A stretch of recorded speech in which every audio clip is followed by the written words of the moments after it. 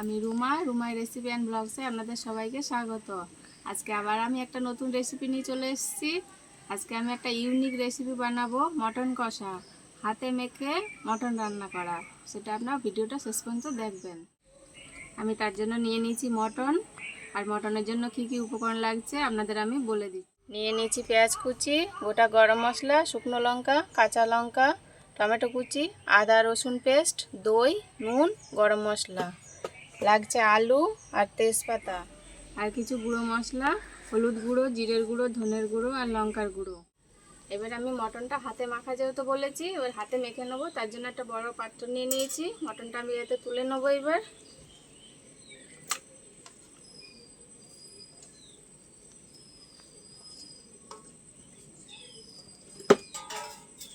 এবার সব মশলা মাখিয়ে নেবো। এতে দিয়ে দিচ্ছি পেঁয়াজ।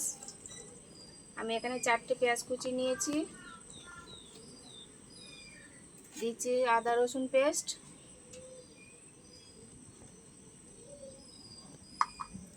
দিয়ে দেবো দই,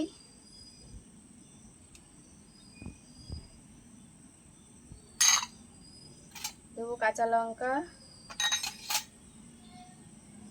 গুঁড়ো মশলাগুলো দিয়ে দেবো,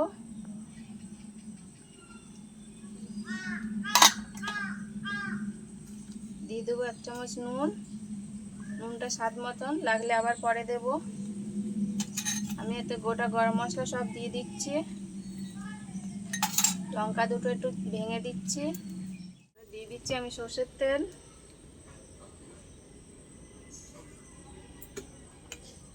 এবার সব উপকরণগুলো আমি হাতে মেখে নেব। আমি কড়াইয়ে আলাদা করে কিছুই দেবো না, শুধু কড়াইয়ে কষে নেবো এটা। আমি যেহেতু বলেছি হাতে মেখে রান্না এটা, তাই সব মশলা আমি কাঁচাই মাখিয়ে নেব। এবার আমি দিয়ে দেবো টমেটো। আমি আলু কেটে রেখেছিলাম দুটো, আলুগুলো দিয়ে দেবো। আমি সবই হাতে মেখে নেব, কিছুই আর আলাদা করে কড়াই করব না। তেজপাতা দুটোও দিয়ে দেবো, একটু ছিঁড়ে ভেঙে দিচ্ছি। আবারও মেখে নেব ভালো করে। এই দেখুন আমার হাতে মাখা হয়ে গেছে। এবার আমি ভালো করে ঢেকে 1 ঘন্টা মতো ফ্রিজে রেখে দেবো। আবার ফিরে আসছি 1 ঘন্টা পরে।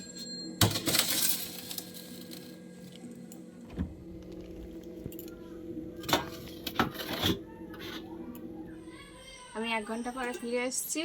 এবার একটা কড়া বসিয়ে দিয়েছি। কড়াই এবার মাংসটা আমি দিয়ে দেবো। এই দেখুন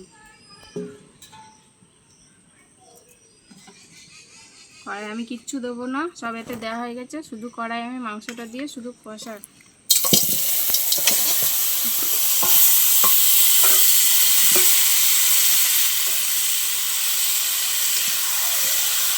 এটা ধুয়ে সামান্য জল দিয়ে দেবো।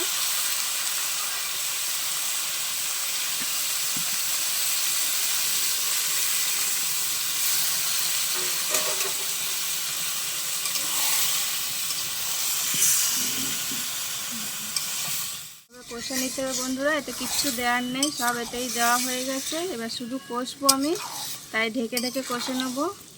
তার জন্য আমি এখন আবার একটু ঢেকে দিচ্ছি, আবার জল বেরিয়ে যাবে। এবার দেখে নেবো বন্ধুরা 10 মিনিট পরে। এই দেখুন কতটা জল বেরিয়েছে। এইভাবে কষতে হবে অন্তত 8 ঘন্টা 40 মিনিট পর্যন্ত। এইভাবে কষে কষে এটাকে সিদ্ধ করে নিতে হবে। জল শুকিয়ে যাবে এরকম করে কষতে কষতে। আবারও ঢেকে দেবো।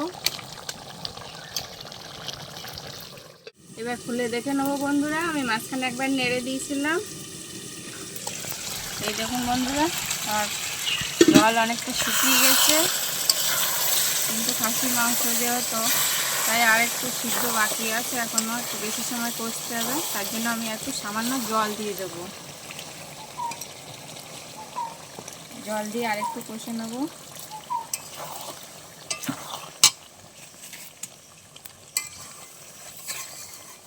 এখনও প্রায় 8 ঘন্টা মতো মাংসটা কষতে হবে। এখন আলুগুলো ভালো করে সিদ্ধ হয়নি। জল দিয়ে আর একটু কষতে হবে, তার জন্য আরেকবার ঢেকে দেবো আমি। আরও দেখে নেবো বন্ধুরা, এই দেখুন আবার জলটা শুকিয়ে গেছে। এবার আমি আলুগুলো তুলে নেব। আলুগুলো সিদ্ধ হয়ে গেছে, আলুগুলো তুলে রাখছি।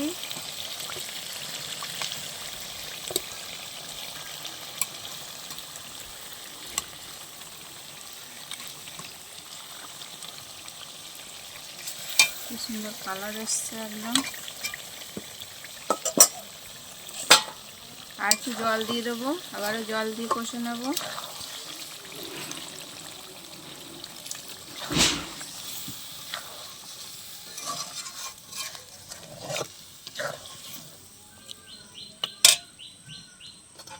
ঢেকে দিচ্ছি আবার। বন্ধুরা আমার মাংসটা কষানো হয়ে গেছে, প্রায় 40 মিনিট ধরে আমি কষেছি মাংসটা। এবার দেখে নেব। এই দেখুন এটা ঢেকে ঢেকে জল দিয়ে দিয়ে অনেক সময় কষেছি আমি। এবার আমি জল দিয়ে দেবো। এবার জল দিয়ে দেবো। অনেকটাই সিদ্ধ হয়ে গেছে, তাই বেশি জল দেবো না।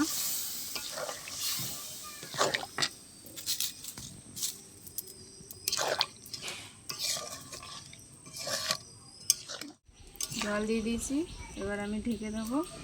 প্রায় 90% আমার সিদ্ধ হয়ে গেছে মাংসটা।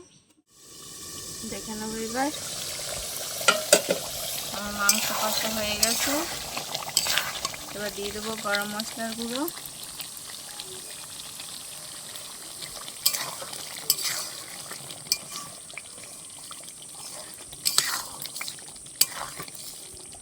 এবার আলুগুলো আমি দিয়ে দেবো।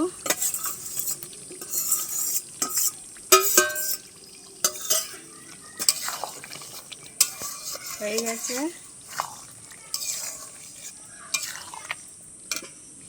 এবার নামিয়ে নেব।